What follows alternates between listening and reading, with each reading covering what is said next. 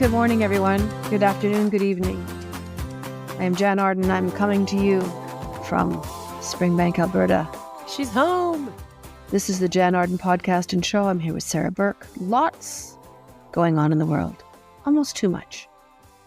Toronto is overwhelming to me sometimes. Downtown. I know the millions and millions of you live in the GTA. You're not in downtown Toronto. You'd probably say to me, Jann, there's nothing in the world that would make me go downtown Toronto. And a lot of people feel that way, right? But I went to a movie after I did the Marilyn Dennis show. I want to talk about that. We got so many things to talk about. Anyway, we went to a movie. Chris, my road manager, Melody, makeup hair girl, we all went. And the VIP theater was in Dundas Square. It felt like New York 2.0. I understand that. The streets are almost black. Like the sidewalks are like, there's so much gum. There's people laying everywhere. It was very apocalyptic. And I mean this with a lot of love in my heart because cities are really struggling, especially since COVID, to catch up to every part of our humanity, like unhoused people, food insecurity, the drug epidemic that continues to annihilate so many people, just the politics of being alive. But anyway, I was so overwhelmed by just that one corner where there's like a four-way crisscross and everyone was honking their horns. And and I think it's also because it is the antithesis of where I live. So it's very quiet here right now. Poppy's outside chewing on something. I don't know. I had a deer here this morning. Yeah, so quiet and peaceful. Yeah, I feel really, really grateful. But I think the dazzling display of humanity, the diversity of how many beautiful faces from every corner of every culture. And I'm endlessly proud of that, being a Canadian. And it looks like what the world should look like. I mean, despite it being, downtown and a bit, but I grew up in the GTA, like north of the city in Richmond Hill. That's where my parents, and they still live there. And when I moved back to Toronto from London, I had such an adjustment. It was chaos. That's why I lived to the west of the city. That's why I needed to see the water right in front of me. I needed to be a little bit further removed from that chaos. Your condo is like in the thick of it. Well, it's not too bad. I'm not going to say exactly where I am, but it's down Queen Street, and I could walk. I could easily walk to Dundas Square. It might take me 20 minutes. That's it. Yeah. I could walk to all the sports events. I could walk to CBC. I could walk to the CTV, the Bell Building. So it's really convenient that way, which is why I am living there. Anyway, it just was, we went and saw Little Mermaid. How was it? It threw us into it. I loved it. It was just really fun. I think we were in the audience with a bunch of young theater people. It was so adorable. Everyone was clapping and cheering when Ariel sung her song. I want to be where the people are. I love it.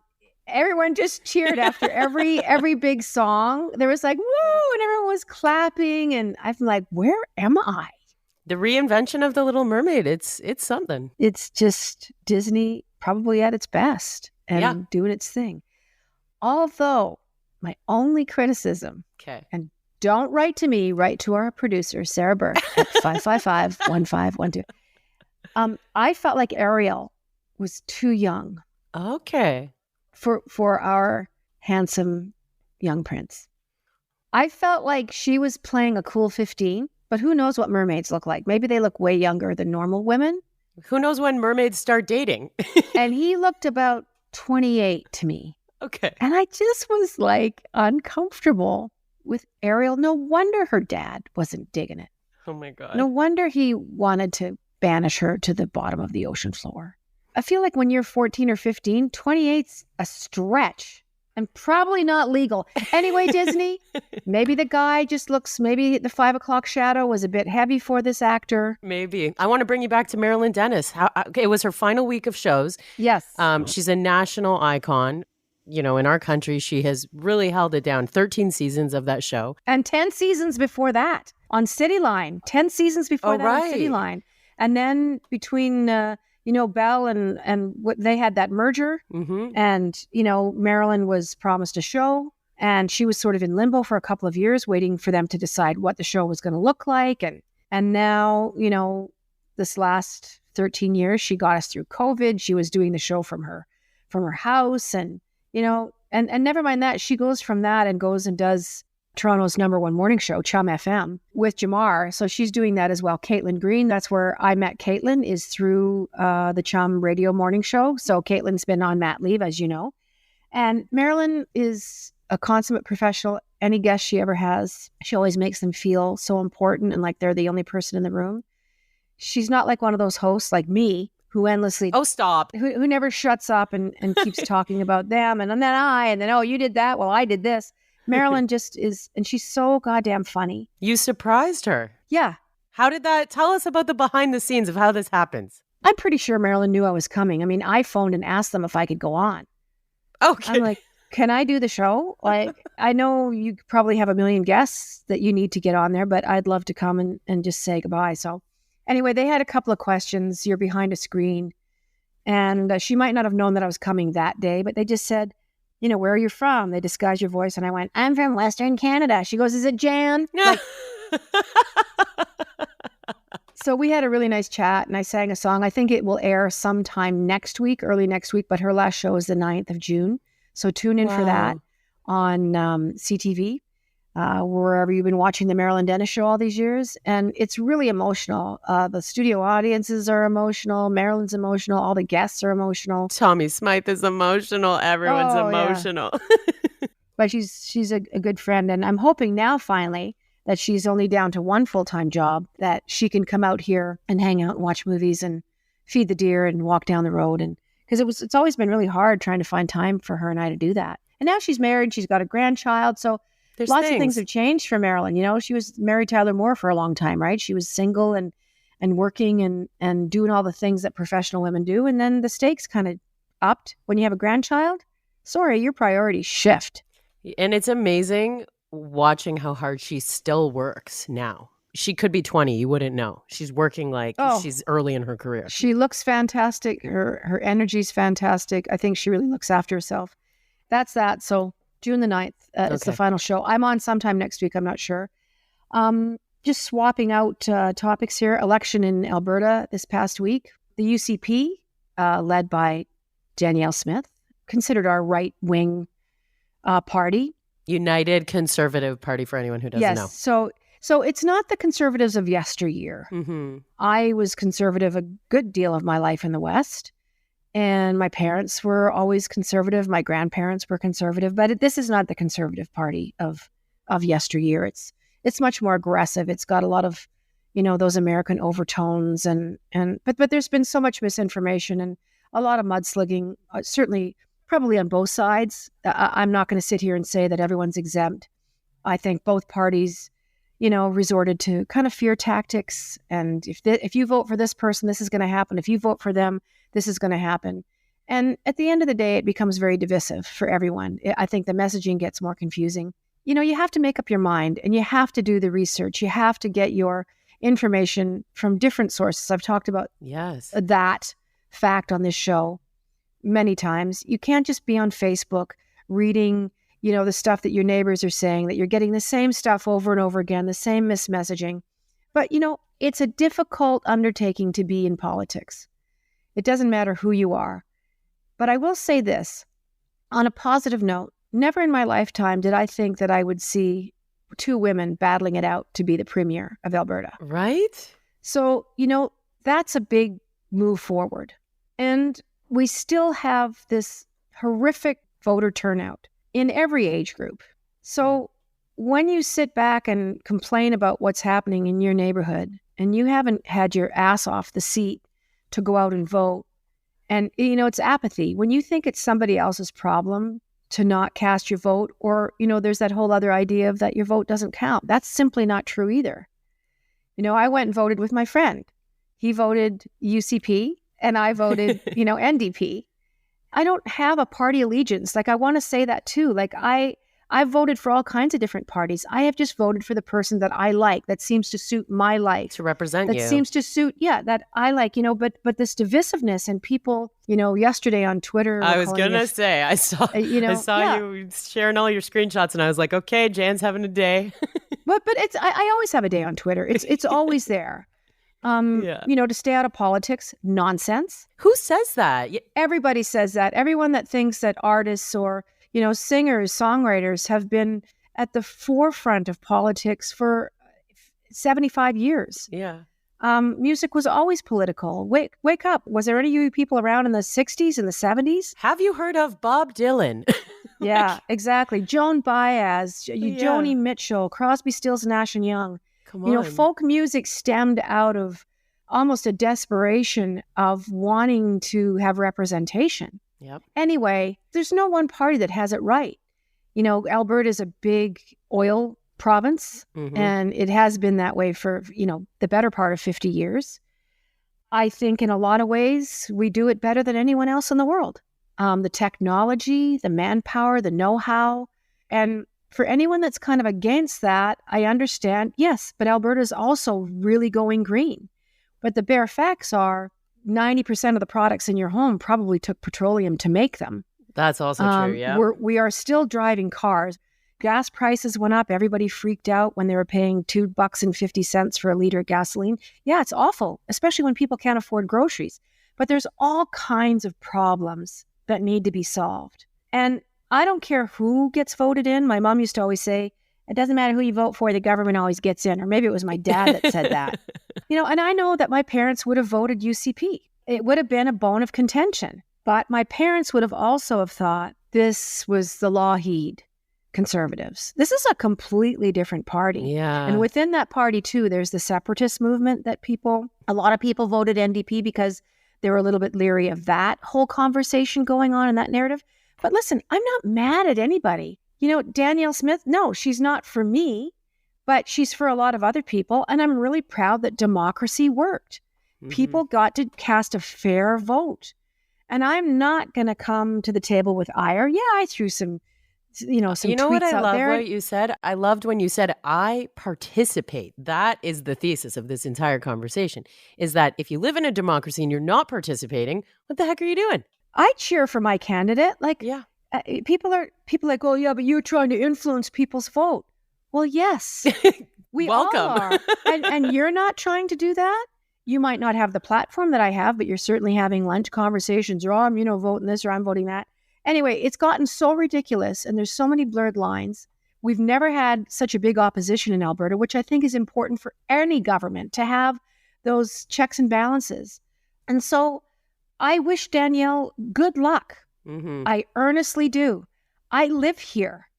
It is in my best interest to have a strong economy, to have great resources, to have access to all these federal parks, to have a great police force and a fire department and mental health workers, healthcare and education. We all hope that. So we've got our fingers crossed that those things continue. But it's going to be like any other political story. And I don't care if you're Jesus running the province.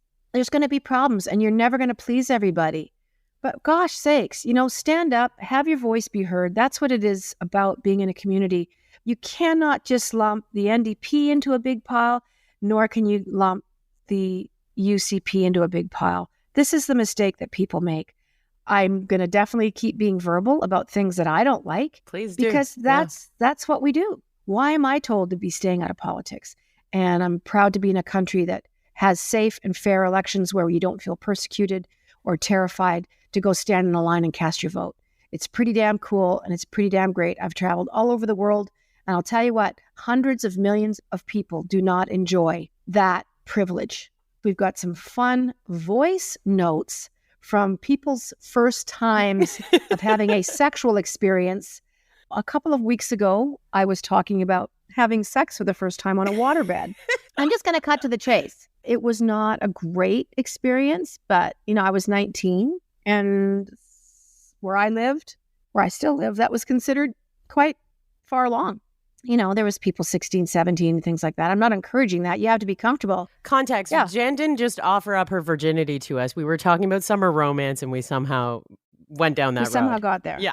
But I would have offered it up had somebody asked. So, Sarah, you got some really great voice notes. We're going to play 3 of them, and I think I want to listen to them in their entirety. We thank people so much for calling in. We're going to encourage you to do that again. If you've got something to say about the Alberta election that's not filled with vitriol and pointing fingers and yelling and screaming.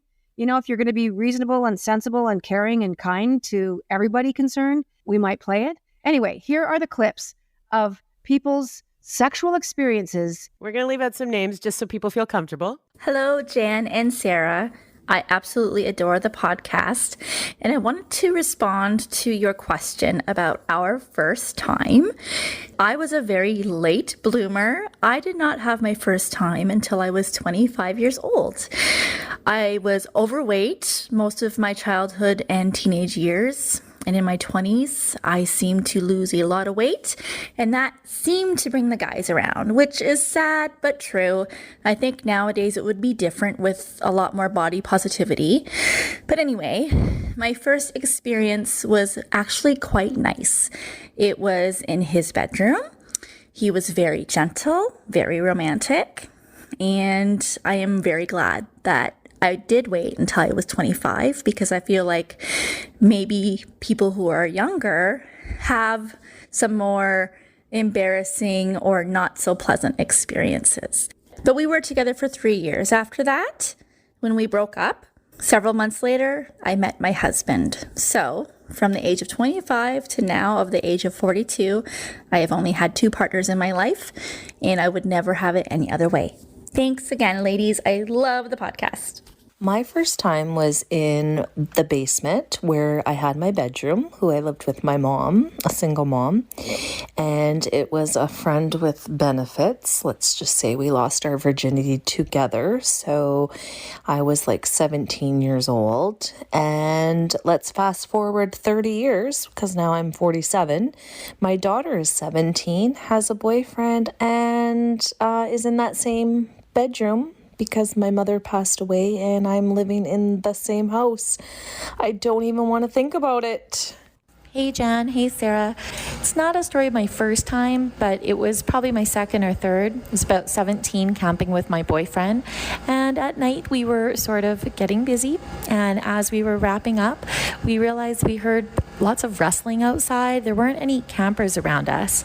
And then the shadow appeared and got closer and closer to our tent. And this figure was grazing the side of our tent, walking around.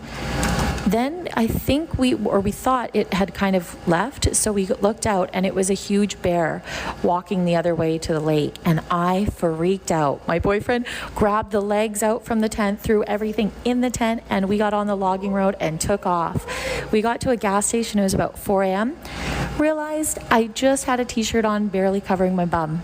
Not a first time, but a crazy time. So what'd you think of that, Sarah? I mean, I love that people had such nice experiences. Like The 25-year-old. We also got a DM from someone that said I'm still a virgin, and I clicked on the profile and I was like, okay, this person is, later in life. Cool. But I don't think that's an uncommon story. And you know what? If you are a virgin out there, if you're 30 or 40, my grandfather, who fought in the Second World War, my grandpa Charlie, my step-granddad, who married my mom's mom, he was 41. He was a virgin. Okay. And my grandma was 47. She had 2 children and had been married for a long, long time. And, so I wish I would ask them more questions about, you don't ask your grandma that. You don't ask, so how did that go? We've talked about the shame thing, a couple of times. I was so embarrassed. I kissed a guy behind a portable in grade 6, somewhere around there. You hussy. And I remember some of the kids at school made fun of me. So then from that point on, I had this cloud following me around where I was terrified of all experiences that would come from kissing. I'm sorry. It's just those memories come up and you still kind of get cringes, and it's weird how the brain works. I remember in a sex ed class, they put a video on, like a VHS tape. They made you watch it. Did you have that too in school? Yeah. Okay. Thank God. Thank God, because it undid a lot of the stuff my brother was telling me and my friends. Oh, thank God. Okay. I'm like, that's not what that is at all. Thank God there was a skilled, trained professional to even explain a period to me. Sorry. My mom didn't. With some cool music in the background, right? On the videotape. And everybody was a cartoon. So anyway, I remember them talking about, when girls and guys first start wanting to like kiss or whatever.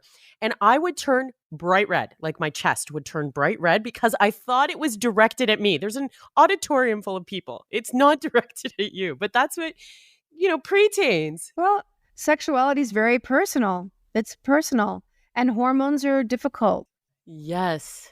Yeah. Kids have all kinds of stuff to plow through and to get through, and there's a lot of stuff in the way of, decision making. There's a lot of peer pressure. Yep. I went to a very small country school. I wasn't in with 1,500 people. Yeah. Yeah. Keep those voice notes coming, folks. If there's any time you want to make a comment, go to Jann Arden Pod on all your socials, Twitter, Instagram. Do we have Facebook? We have Facebook. We got it all. Yeah. We got it all. So leave us a voice note, leave us a note if there's something you want us to discuss, if you have a problem, whatever. We can't solve your problems, but we'll certainly talk about your problems in front of millions of people. We have a note here from Anne-Marie. I'd love to add to the playlist if you're taking recommendations. Dancing in the Moonlight, Lost Together. Oh, that's such a good Blue Rodeo song. Long time running, tragically hip. Come and Get Your Love, and literally anything Burton Cummings and Van Morrison. Sweet Carolyn and Kokomo from Carol. Thank you, Carol. Sweet Caroline. See, your youth is showing. She spelled Caroline weird. That's why I'm reading it weird. Sorry, yes. Sweet Caroline, Neil Diamond. Sweet Caroline. Bum, bum, ba. Hello, Jan. Just finished reading Pamela Anderson's book, and it was amazing how misunderstood she's been and all the great things she's done for animals and the environment. Would be a great guest for your show. Just a thought. That's from Paula. Thank you, Paula. And last but not least, on our last guest, Gavin, I wanted to make sure we read this. Hi, Jan. I'm new to podcasts. I just found yours, loving it, laughing my butt off. Gavin's podcast is great too. I've seen you in concert twice with my daughter, and we sing in the car to your music. I'm a little older than you. But may I suggest for your summer playlist a little Ambrosia, Peter Allen's Bi-Coastal, and some Beach Boys. Oh, yeah. Ambrosia. Yeah. Little Ambrosia. We got another message this week from Carolyn on Instagram. She says, hey there, listen to the podcast on my drive to work. I listened early this morning. I have some possible suggestions for the summer playlist.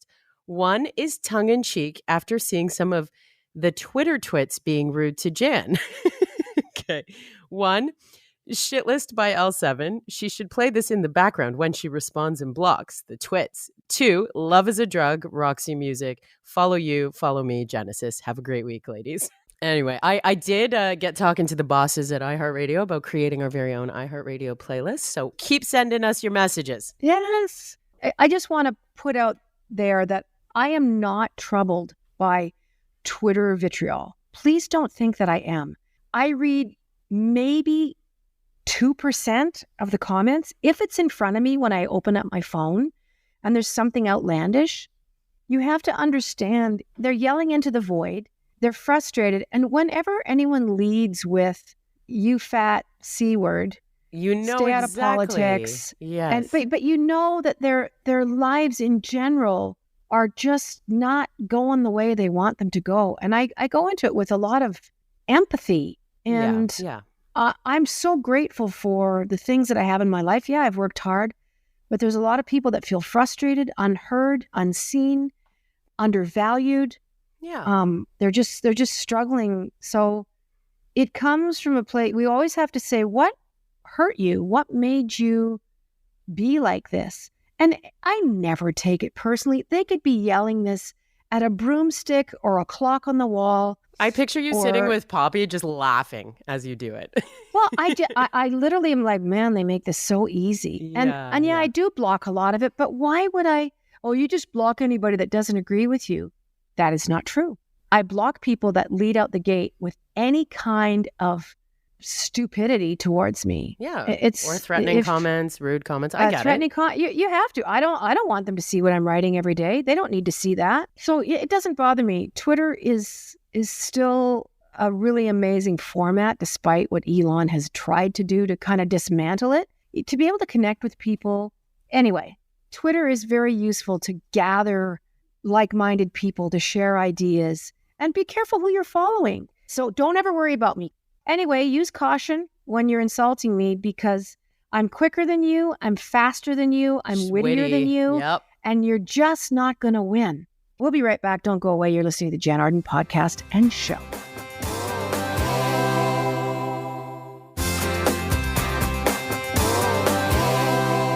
Hooty-doo. Welcome back. Jann Arden podcast and show. I'm here with Sarah Burke. Summertime. It's feeling good.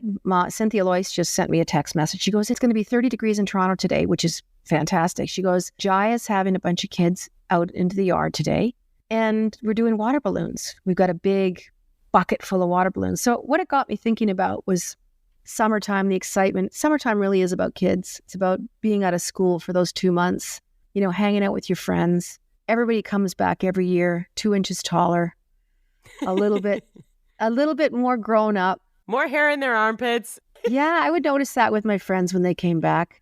But it's just summertime memories when you were a kid. I have so many great ones of growing up in Springbank, Alberta. Every day I drive on a road called Highway 8 to get to my house into town. When I was a kid, it was called Richmond Road, and then it just turned into a gravel road that headed out towards a little town called Bragg Creek. And, they'd put gravel on it and oil it. And eventually, if enough cars drove over it, it kind of looked like mini pavement, but it wasn't pavement. Anyway, along that road was a river called the Elbow River. And there was a little area that's still there called Twin Bridges. And what's happening at Twin Bridges right now is a massive flyover. It's part of a ring road system in west of Calgary that they need. They're kind of building it, build it and they will come kind of a thing. It's probably 10 lanes of traffic coming from the Trans-Canada Highway, circumventing the city and heading back out east to the Trans-Canada. It'll take a lot of traffic off of the old Highway 8 here. Anyway. I heard traffic is bad in Calgary. Well, yeah, it's a lot. The city was growing for a while there by 3,500 residents a month, which is a lot. Yeah. It's a lot of room to make, but oil's booming again. Mm-hmm. It's Looney Tunes. Anyway, Twin Bridges, when I was a kid, this is it's a summertime memory. We'd ride a horse down there named Snoopy, who farted the entire way. And it was such an unbelievable river. It was as deep as your neck. Kids would, do cannonballs off of the bridge and jump into the water. And I remember Snoopy could go down into this pool by one of the bridges, and Leonard and Dale and I, these kids that I hung out with, these cousins, we'd float off his back and he'd paddle around, and then he'd have a good long drink, and we let him sit there and eat grass until we decided to ride home. Anyway, the river there now, it's so sad. It's so kind of annihilated. The Elbow River is maybe a foot deep, maybe the middle of your calf in a lot of places. But it's all the glacier runoff. Where those pools were, it's all construction.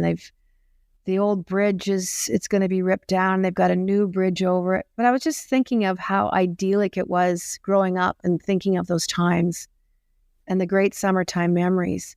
And I don't know, and this is what I wanted to ask people. It's very hard to find progress the least bit progressive sometimes. Do you have childhood memories of places that you've seen, 20 years later and gone, wow, this is so tell me about anything like that, whether it's a resort you guys went to or a playground that you were at where you're like, God, that used to be here and it's gone. That kind of stuff really bugs me. Yeah. It gets in under my skin. It keeps me awake. Twin Bridges keeps me awake. It's thousands and thousands of acres of land that these roads have taken up. When I was growing up in Richmond Hill, there was nothing beside the high school I went to. By the time high school was done, there was a Walmart had popped up and the whole, little community and 3 different neighborhoods. There was only one before when I was in public school. Yeah. And there's this park called Horner Park. I would die if someone knew this park. Horner Park. We thought it was funny as kids, like, oh, it's called Horny Park, right? Like, yeah. We were dumb like that. I also made out with a boy in that park, but I mean, that's a story for another episode. You might want to leave us a voice note. But that park used to just be like trees and nature. And I drove by it the other day when I was up at my parents' house, and it's got like all the little playground things now for the kids. And it looks like a bouncy coil with like a Tigger lookalike thing on top of it and all these things. There was maybe a swing when I was there. you know? It was mostly about being in the nature. I also bet you we had very different summer vacations based on where we grew up. My parents put us in the recreational day camps like right away because they didn't want to deal with us. Well, I can't speak for them, but I'm assuming. Whereas like I feel like your parents let you run around in nature. Oh God, my mom and dad would. Well, my dad wasn't around; he was working or drunk or whatever. But my Yeah. mom would kick us out the door, and we literally would come in when the sun was either going down or when it was time to eat supper, especially on weekends. Yeah, like I don't think we did much other than in the neighborhood we played a lot of hide and seek. How fun! Isn't that a great memory? We did hide and seek as well too. Yeah. Like sometimes I'd go an hour without being found. And trespassing all over on so many people's properties and just Oh, like for hiding sure. behind things. But it was cool the time. I remember when the neighborhood was up and coming. It was very new when we lived there. There was no fences between all the backyards at the beginning. By the time that, you know, I was leaving to move to university, that's when everyone had the fenced backyards and you couldn't see. Like there was a time where like the 4 different streets, everyone could kind of just come in the middle, you know, and play. And then people, you know, we started going, no, we're not going to do that anymore. We want fences up. We want to protect our little piece. We want privacy. We don't want the neighbors' kids in here. I think the vibe has changed, but I also think since I was a kid, which was 50 years ago, you know, when I was 10, there was not that many people. Calgary was a city of maybe 500,000 people. Wow. Oh, it was small. So you have to really understand we're 1.3 million now. And then there's of course the rural areas that are getting more slammed all the time, more subdivisions, you know, which is why these roads are going in. But I'm just thinking, and I know there was a big kind of a to-do about a green belt in Ontario around yes. Toronto that Doug Ford had kind of just said, you know what, the green belt seemed like a good idea, but we're going to use it because we can have some really nice houses there. And we need more houses. I think that's a mistake. Look no further than the Juno streaker. She had it written on her skin. Gotta love a streaker. That's so 1970s. Would you ever be a streaker? Like, if you had a cause, would you peel your clothes off? If I had your body, I'd be nude all the time. Like, I'd go to the mall. I'd be like, yeah, can I get 3 of those and 4 of those? And can I get a caramel popcorn? With all this talk about like summer too, like I was a really self-conscious like preteen, like getting in a bathing suit at like 10 or 11 for a pool party Really? at a pool party and having like 3 hairs sticking out somewhere. I was terrified. Yeah. Aw. I hated it. I remember I let a friend put a wax strip like outside the bikini line at some point. Like I must have been 13 years old or whatever. And I put my clothing back on with the wax strip on because I was too afraid. Oh, you didn't take the wax strip off. It stayed Well, how on. did you get it off? I don't. I think my mother had to help me or something. Like I walked around with it for a full day. Sarah. Well, I had a few experiences with maxi pads or mini pads early days when Oh, I'd yeah. put the adhesive strip up instead of down. Oh, It was when honey. the strips first came out, and I didn't know. So, Someone you know, has to you'd tell you. Yeah. you'd peel it off and you'd stick it in there and you kind of like stuck it on yourself. I didn't And then you're know. like, oh, this doesn't feel This isn't right. This doesn't seem good. good. No, but summertime memories. We always we had go-karts. My friend's dad, Leonard Parker's dad, made a go-kart out of an old washing machine engine. I don't even know how that works. But amazing. Washing machines are a lot different now, but back in the day, folks, you could take those bands, you know, that would make the washing machine spin around and you could put it sideways and turn a drive shaft. And that thing would go like 30 kilometers an hour. Oh my God. And we'd peel around, we'd play house. We had Wonderland. We've got Callaway Park here in just outside of Calgary. Have you been to Wonderland? No, I have no desire to go. I'm sorry. It's not my thing. It's too many people. There's nothing for me to eat. I think I could eat, cotton candy and maybe popcorn if it didn't have butter on it. I think the vegan options have come a long way at places like that. I'd be interested to know what they're serving down there these days. But yeah, I remember like whenever the season's passes would go on sale, like that was the biggest thing in this area anyway. It's like, oh, we got to get ready for the season. Well, I always see it flying in and I'm, what do they have? Like 4 giant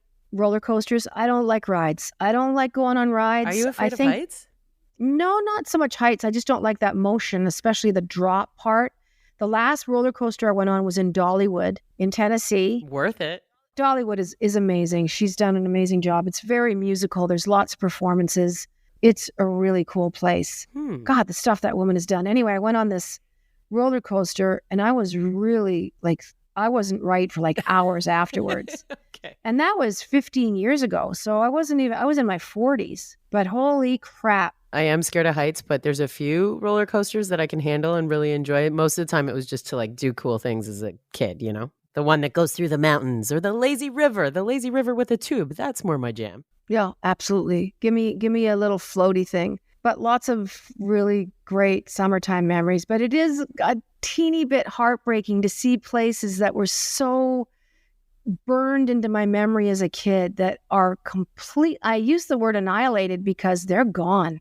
You know, the bridge, the pool where the river was, the how the river is even running through there. It's all gone. It's all these traffic lanes, and it's kind of heartbreaking. As always, it's a potpourri. Elections, summertime stuff, you know, the never-ending array of things that happen week to week. It's like every week I talk to you, I'm like, holy crap, So a lot of stuff much. has happened this week. Yeah. Al Pacino, actor Al Pacino, is 83 years old, and he is going to become a father again with his 83?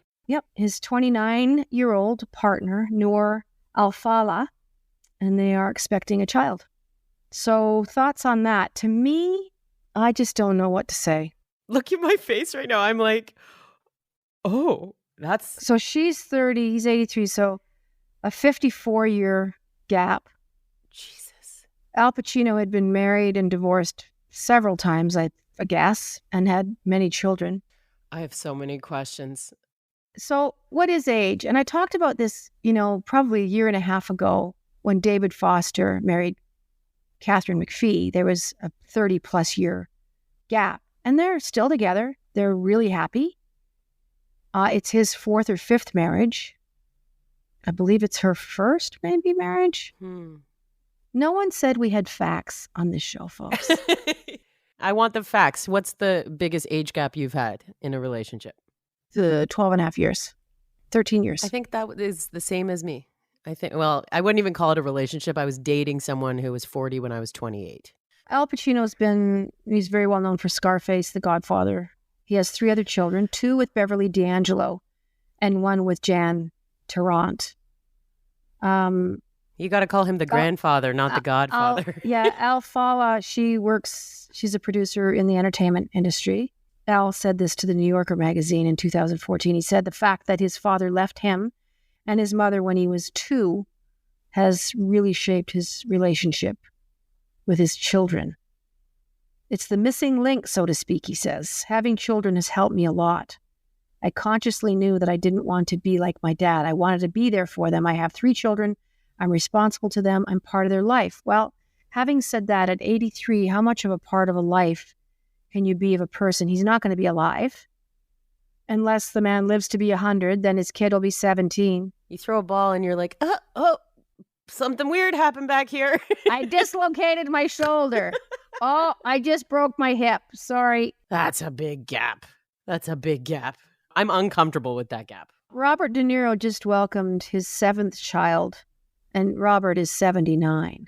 But I also think, you know, when you fall in love with somebody, I don't want to be judged. Like, if I met somebody when I was 70 and they were 40, I mean, Cher, here's another one where the tables are turned. Cher is 76 years old, I believe, this year, and her boyfriend's in his 30s, late 30s. Wow.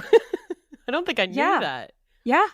And they've been together for quite some time. Women, they have a pretty small window. I think modern medicine has made that window quite a bit wider. Childbirth is not the danger that it was in the 14th, 15th, 16th, 17th centuries, or even 100 years ago, right? It was dangerous to have a baby. Any number of things could go wrong, and they still continue to do now. But, you know, women, I would say once you hit 40, women are like, you know, I don't think it's for me. I think I'm a little bit too old. But then you see the Janet Jacksons of the world. There's certainly other women that have been 50 going through in vitro or, you know, whatever science will provide for them to get pregnant and have children. I've read several articles about women well into their 50s that don't want to adopt. They want a biological child, but they're using surrogates with their partner. So they have a husband or a partner, and so they will use an egg that they had frozen 15 years before, have their biological baby in a surrogate, in a 25-year-old carrier. And they'll pay this woman a certain amount of money and have their baby in that 55 or, whatever, they're a mom. A girlfriend of mine just said to me this week, yeah, and then maybe I'll freeze some eggs. And she's my age. And I was like, oh, yeah, like I guess people at my age think about those things. I never think about those things. Of course they do. Do you think you'll have children? I don't think so. I don't feel it. And I feel like I would know if I wanted to. But what if you meet, the person of your dreams and you have 3 or 4 eggs frozen? It's expensive too. There's an expense involved here. Yeah. So it's not like you can go to your family doctor and say, you know what, I'm 35.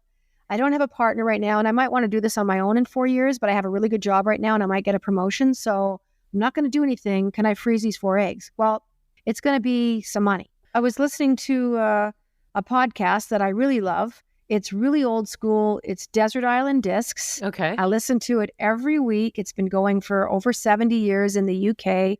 Everyone from Adele to Judi Dench to all these businesswomen. This woman, her name escapes me. I apologize, but she's a huge CEO of this massive financial institution.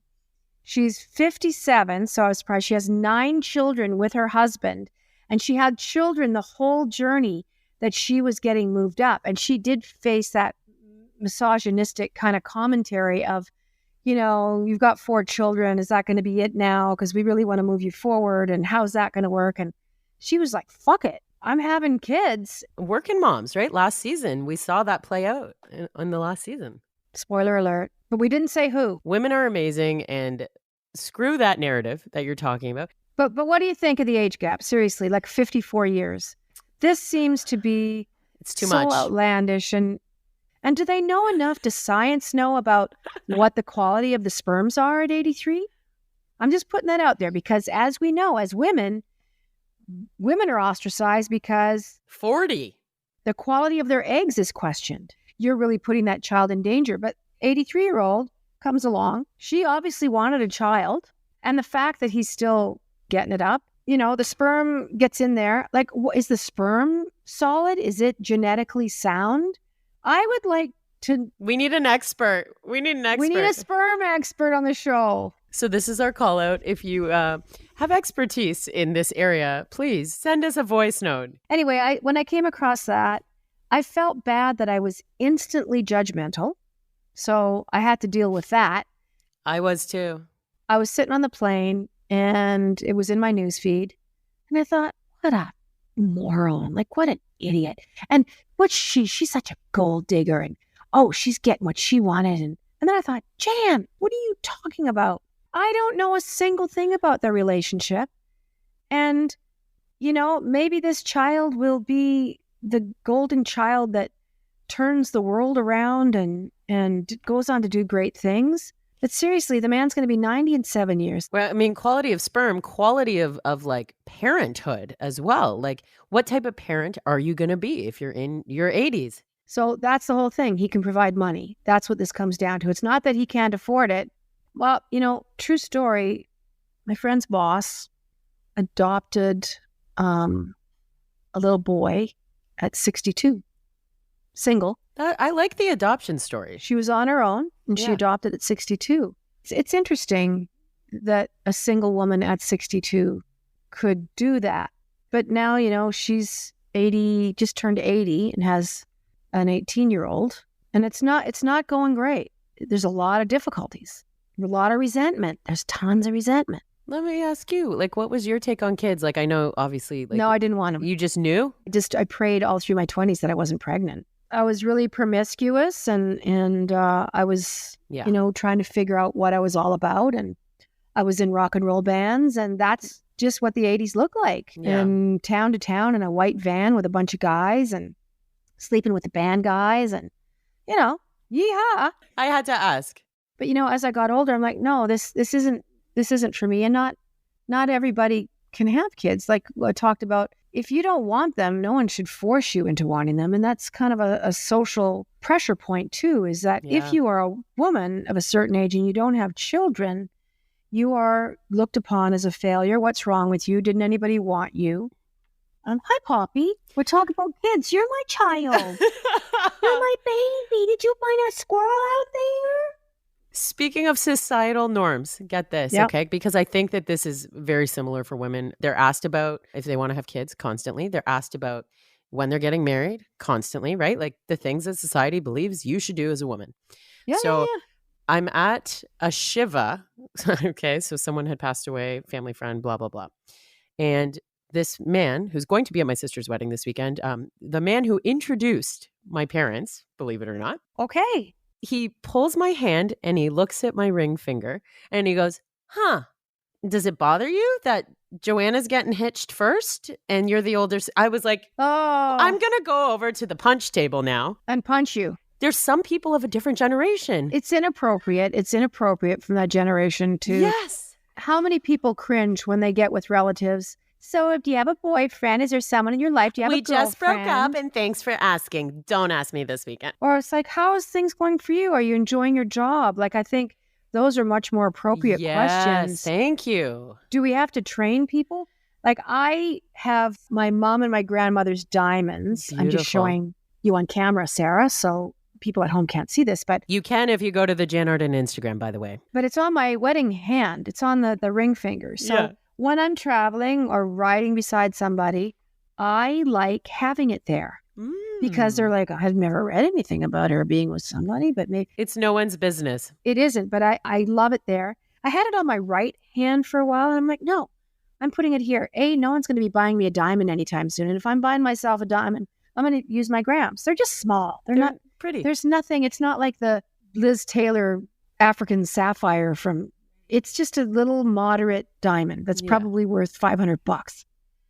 But anyway, it's so funny that I feel better having this on my hand so that people don't ask me shit like that. Oh God, yeah. I will make you 2 bets for this weekend at the wedding. Oh, the wedding. Let's finish the show with that. Let's talk about the wedding is coming up this weekend. Your sister's getting married. We've been talking about it.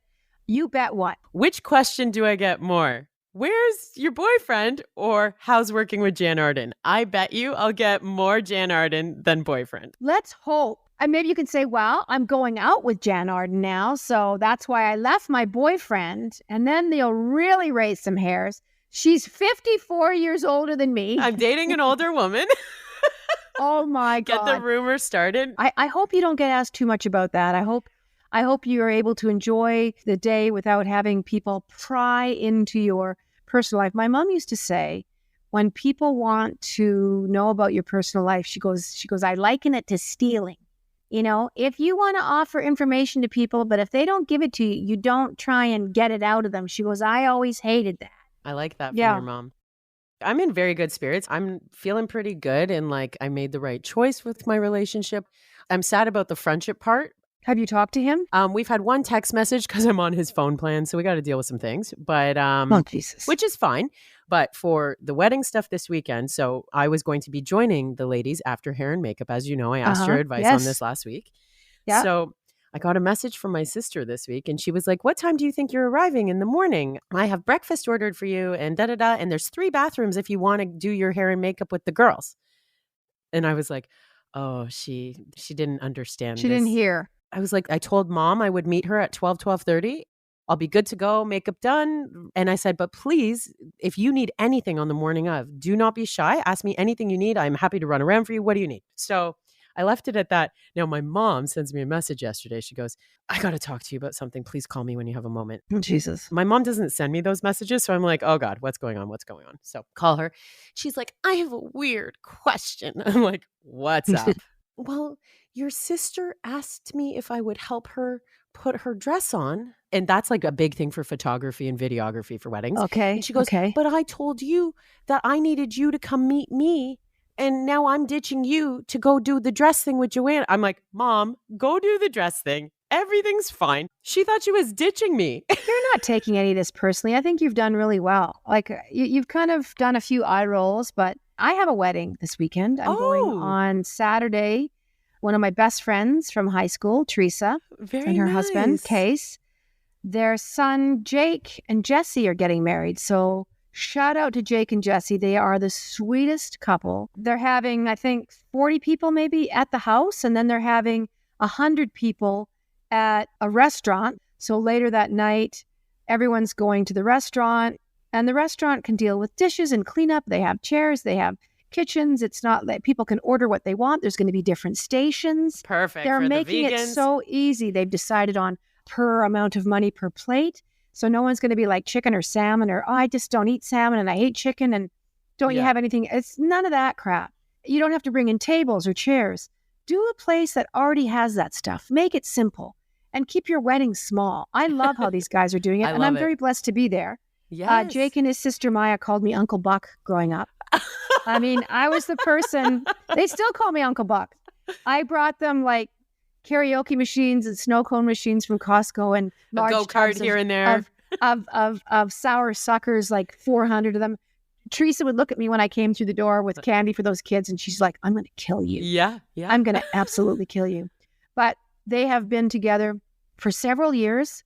They've lived together, which I love. Sorry, religious people that don't believe you should have sex until you're married. And You need to before. you need to understand someone's chewing might fucking This be is the end. the second time someone has used a chewing reference when talking about people moving in together to me this Well, week. I'm just saying, why I bring it up, because sometimes it's the minutia. Yeah. It's the way they sleep. I have lots of my married friends now that are, in their 50s and 60s that sleep in different bedrooms. We've talked about that on the show. Yes, we But have. that's my advice. Don't feel like you have to invite the second cousin from the third person this far over from Bulgaria that you once met, that your mother knew, and you don't need to do that shit anymore. The day of the 500-person Mormon wedding it's sailed. Please, don't do that to yourselves. Invite the people that are in your day-to-day lives. Yeah. Have a small wedding. I love that. And they're going to have like Prosecco and champagne. They're going to have a few little poo-poos that everyone eats, a vegetable. I think all the food is just being made by Little family and appies. friends. Yeah. I love that. Then it's off to the restaurant at 5:36. Maybe we can Photoshop our wedding pictures from this weekend together so it looks like we went to a wedding together. Huh? We will. And I'll show them this little ring right here, huh? I love it. Well, I still have people telling me, and it fucking pisses me off, you'll meet somebody someday. Yes. It's never too late. I'm going to get that this weekend. I am the somebody that I've always wanted to meet. I have become, thank you, slow clap. I am the somebody that I always wanted to meet. I'm going to use that. Yeah, I've got some money in the bank. I've got some savings. I've got a home. I've got my Happy. dog. I'm happy. I've already met the woman of my dreams right It's here. me. Yeah, it's myself. Yeah. Well, who said that? It was a Hollywood actress. I want to say Emma, or maybe it was Natalie Portman of Self-Partnering. Here, we'll look it up They quickly. talked about being Emma Watson. Emma Watson. Cow is close. And she talked about that very thing, about being that person that you always wanted to meet. Because I think we do that. We reflect, and the person that we're with, we expect them to give us what we're not giving ourselves, which is not what should be happening. We know that. Honestly, I needed this pep talk before this wedding, so I thank you. Okay. I thank All you right. for that. Well, listen, we're not going to keep people. We're going into territory. People got shit to do. I have a hair appointment. I've got to go wax my 4 hairs off the inside of one of my legs. I'll phone your mom to help me. Hey, Paula, it's Jan. I put a wax strip on from the drugstore and I'm too scared to pull it off. Your daughter told me to call you. Please ask her if she remembers and what you fucking did with it. Okay, I will. Thank you once again for being so kind to us and listening along. Hit that subscribe button. Give us a review. Tell your friends. Jann Arden Podcast. Sarah Burke, thank you as always. You are a delight. So are you. I wish you luck on the wedding. You've been listening to the Jann Arden Podcast and Show with Sarah Burke. We'll see you next time. Toodly-doo.